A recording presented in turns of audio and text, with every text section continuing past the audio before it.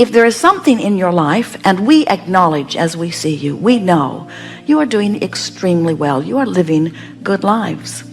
Comparatively speaking, as you look around other humans, you're doing fine. But comparatively speaking, with what you could be doing, you are living mediocrity. Compared to what you could be doing, you are scantily beginning to discover the excellence that this time-space reality holds for you. You have not even begun to tap in to the vibrational escrow that you have personally amassed here in this physical life experience. You've not begun to live what you can live, only because you do more observing about what is than you do thinking about where you're going. As you begin to train your mind to focus upon things you want rather than things you've got, as you begin to care so much about how you feel that you guide your thoughts based upon their feeling quality rather than upon their factual quality, as you care about how you feel rather than wanting to express the truth of a thing, there are a lot of things that are true that you don't want, and yet you feel virtuous because you express the truth.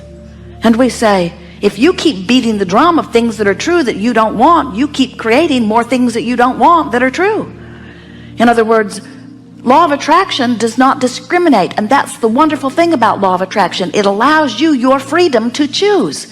You are so free you can choose bondage, you see. And so as you begin to understand that this powerful law of attraction is always consistent, and you begin to watch its evidence in your experience, when something happens that is wonderful, acknowledge that as it happens it feels like this, and leading up to it you felt the same, and then announce to yourself and anybody else who is listening and interested, I did that. When something that you really do not want happens in your experience, and you feel the manifestation of it, you feel how it feels, and then you feel for other things you've been thinking that felt like that, announce to yourself and anybody else who is listening and interested, I did that. And as you begin to show yourself that you have control over what manifests because you recognize the thoughts that led up to it. Yesterday someone said, but what about those things that come out of the blue? And we say, nothing comes out of the blue, it comes out of the oblivious. In other words, nothing comes out of the blue if you are aware of the way you feel. And you can start right now. The next thing that happens that is big in nature, that feels really good or really bad, settle into it and say, oh, I can really feel this. And then reach for recent thoughts that evoke that same feeling and say to yourself, I saw this coming. I saw it coming. I sensed it coming. I felt it coming. I knew it was coming. Expectancy is about being aware that this behavior brings forth this experience. And we want you to begin to expect the manifestations that come from the patterns of thought, because that's how all things are created. Do you know that before there is anything, before there is what you call manifestation, there is strong, long, steady thought, consistent thought about it. So to be the creator of your reality, which you are, to be the deliberate creator of your reality, which you want to be the deliberate creator of your reality, you want to direct your thoughts. Well, most everybody says, sounds good to me, I'm ready to go. But we want you to know that you need a way to quantify your journey. When you are directing your thoughts, you have to know what is the direction that is leading you toward what you want, and what is the direction that is leading you toward what you don't want. And when you listen to the others around you, have you ever had a decision to make, and so you decided you would poll the people that are close to you, and every one of them gave you a different answer? This one said do it, this one said don't do it, this one said do it but do it this way, this one said do it but do it this way, this one said don't do it and don't do it ever, and this one said don't do it but maybe do it later. And they drive you out of your mind because they can't possibly give you guidance that is good for you. They can only give you guidance about you that is good for them, because everyone must factor in how this fits into their life experience. Everyone is selfishly oriented. You cannot help but see through the eyes of self. When you go to the car dealer and you say to him, which do you think is the best car for me? He will tell you which is the best car for him to sell to you. He doesn't have the ability to factor in all of the things that you've been living that have made you know specifically what you want. If you leave it to him, he'll sell you what works best for him every single time. When you go to the doctor or the dentist or to anyone who has something that they are offering to you, they cannot help but factor in their relationship with you as they are counseling you. And that is not a bad thing at all. And we certainly do not mean that they are not well-meaning in their effort to assist you. What we are saying is, every time you interact with someone else, you get all kinds of vibrational interference, is really the best word, because no one can guide you accurately. And when you ask them to, and even when they do their very best to guide you, and it turns out, however it turns out, you almost always end up resenting whatever it was they told you. Because if you're not a vibrational match to what you've been asking for, it can't come. And it doesn't matter how precisely you tried to follow anybody else's advice. You cannot quantify your journey, and you cannot get from where you are to where you want to be by asking anyone outside of you what is the proper path. Religion cannot give it to you. Politics cannot give it to you. Your mother cannot give it to you, and your teacher cannot give it to you. No one can give you accurate guidance, but no one needs to, because you've got built-in guidance. And the guidance works like this. You come forth from non-physical, but you don't all come forth from non-physical. The larger part of you, the eternal part of you, the source energy part of you, the God force part of you remains non-physically focused. Do you understand that? In other words, many people think that they're dead or alive, which means their soul is in heaven or it is here with them. Many people think that it is one way or the other, and we're wanting you to understand. It's like when you plug your toaster into the electricity that comes through your wall. You don't ask the electricity to come and be the toaster. You're happy that the electricity remains the electricity and that it powers your appliances. You understand the difference between the source of the energy and the toaster. And so we're not wanting to be disrespectful, but you are the toaster. You are the extension of source energy, but the electricity, the source, will always remain non-physically flowing to you. So this source energy is always there flowing to you, and as you are here in your physical experience, life is causing you to have a constant expansion of personal desires.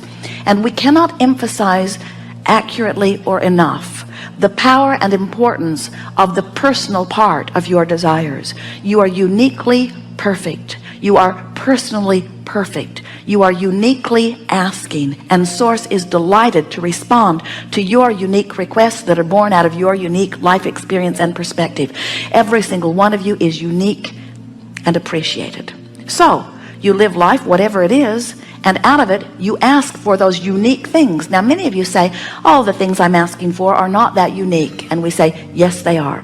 The combination of the life you live and the rockets of desires that shoot out of you and the vibrational escrow that is amassing on your behalf because of all that you've lived before and what you're living now is a unique part of the expanding universe, and every bit of it is of value.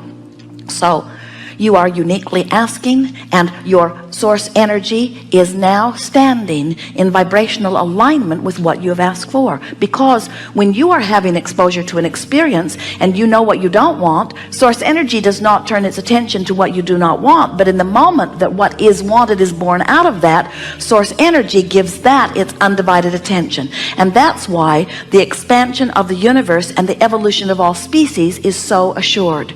Do you sort of get how that works?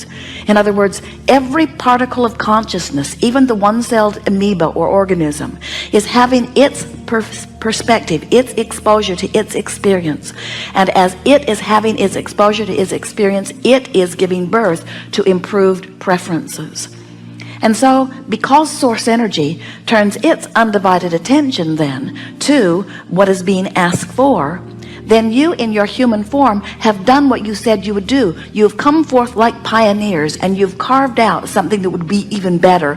And the larger part of the source energy turns its undivided attention to that improvement, and the expanded universe moves on. That's why no matter what Al Gore says about global warming, and no matter what anybody else is saying about what's going on as they look at a pocket here and a pocket here and a pocket here of things that are not to their liking in the moment, no matter what any of them say from their very narrow human close-up perspective of what's going on here on this planet, because when something that you see that you do not like causes you to launch a rocket of desire, and because source energy, the energy that creates worlds, turns its undivided attention to what you are now asking for, you have to know that even as you're beating the drum and fearing global warming, that you're asking for improvement, and source is flowing with the improvement.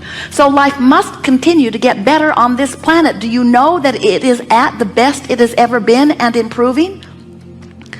How you look at what is now out on the leading edge and call it declining when it is expanding and improving can only be because you're looking through the narrow eyes of human perspective that are in this moment beating the drum of lack in some way, and you've disconnected yourself from the view of broader perspective.